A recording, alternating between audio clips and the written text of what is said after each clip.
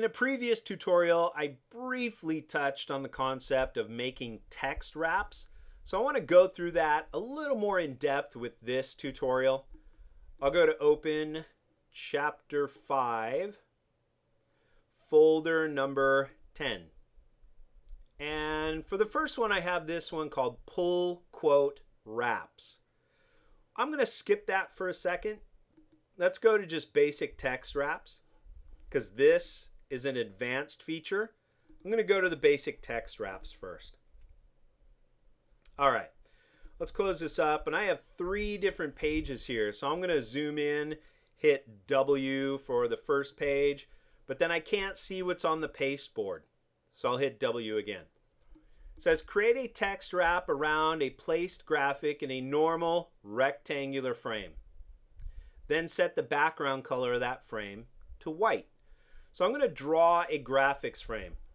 We'll go right here on my layers to place pictures here. I'm going to start on the edge and just click and drag across. Command D for a document. And in chapter 5, folder 10, I'll pick this Bigfoot monster again. And there he is. Okay, if I click with my black arrow on the center, there's my content grabber, so I can click. Now I press and hold, and I can move this guy over. Let's move him right about there. Okay, you can see how the text goes right underneath him, and I want the background around this photo to be white, so I can click on a box, click on the fill. Even though it is filled with the photograph has no background, so I can still fill it with paper or white, but my type goes under. So I want to go to Window menu, Text Wrap, and if this is just a normal rectangle, that is the first button, wrap around the box. Okay, what's going to happen here is when I hit W, your text is going to go right near the edge of the box, like right on that edge. And if it's slightly off, you're going to have a big gap here, whatever. So what I want to do is click on this photo and then adjust the amount of space, like an invisible border around this box. Now, if this is linked, you're going to get the same border all the way around like this. Okay, you can see it along the top and the side and the bottom.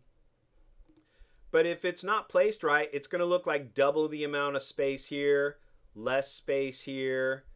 Okay, so what I do is I'll set this back to 0 and unlock this link. I want to do it according to how I want to do it. I like this space here. I don't need to wrap it anymore right here. I want to wrap it on the right side. Just push it away from the right side. And maybe wrap it around the top edge right here. There we go. So now I've got something that looks a little more well balanced in my text wrap. Okay, I'm going to click outside, hold the space bar for the hand tool. We'll push this up here, hit W. And now it says create a text wrap around the same graphic in a circular graphics frame, dropped into the middle of our text. Again, set the background to white. So I'm going to go in with an elliptical frame tool. It's got the X, meaning I want to put a photo in it. If I hold Shift, I can draw a perfect circle. Command D for a document. We'll pull in the same little Bigfoot monster here. Again, photos are going to come in from their upper left corner. So I'm going to click on the content grabber. Or I can just click and hold. Now I can pull this guy into view right there. Okay, we've got an empty background, so I'm going to click on the fill. On my swatches, I'll fill that white. But my type runs right underneath the graphic. So I'm going to click on it with my black arrow. And since I was working on this, I'm going to click outside just to be safe.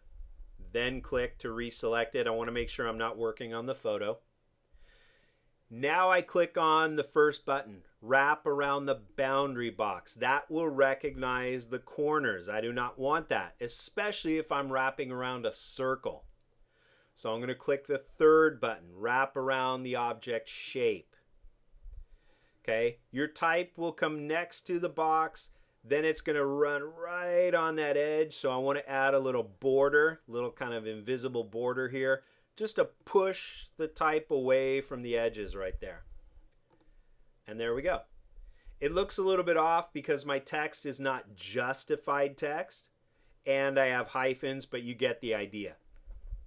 Okay, I could always click on the text frame and hit Command Option T, justify my type, don't hyphenate, and I will get a better wrap around my text.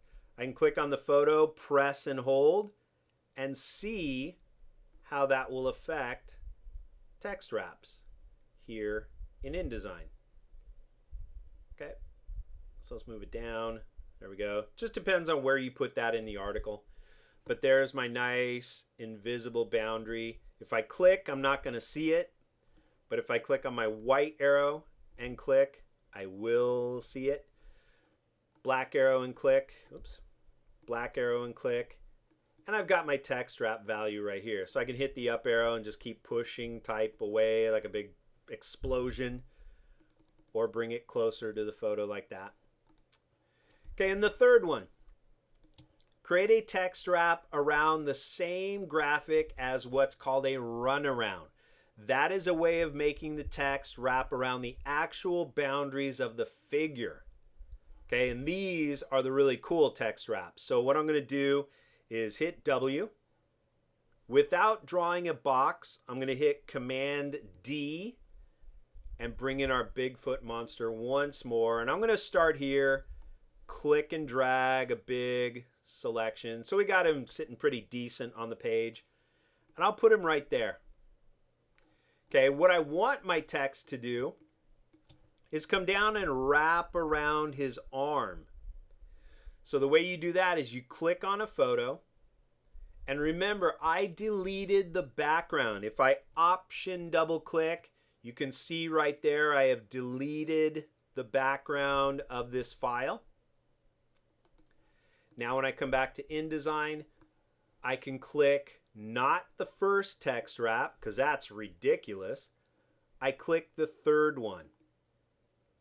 And if I have brought in a photo with the background deleted and I click wrap around the object shape, at first it's going to recognize the rectangle as the object shape. I need it to recognize the photo. So right down here, it says contour options. I'm going to detect the edges of the photo. Okay, see this little red outline?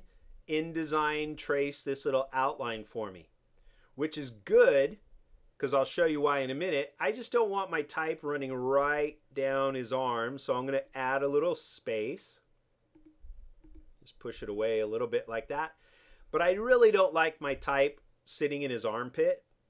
So with my white arrow, I get the outline here. And basically the outline is what pushes my type away. So I could just take any one of these points, like right here, and just push it down like that.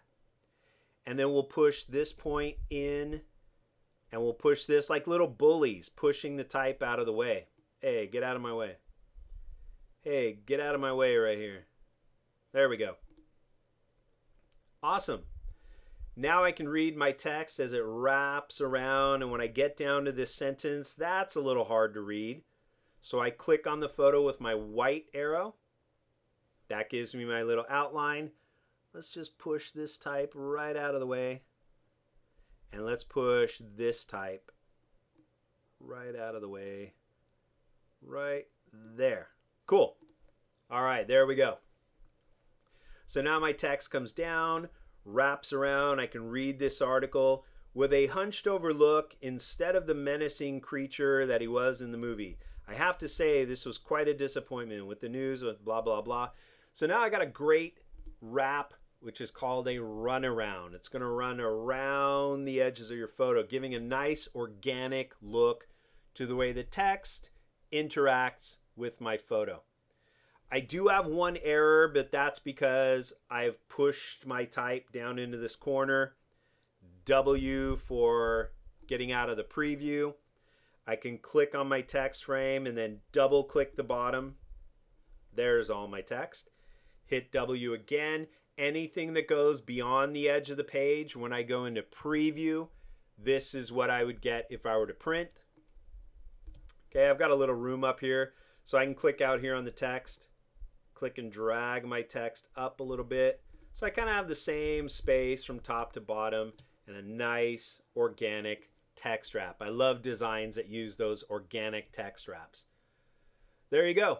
Dealing with text wraps here in Adobe InDesign.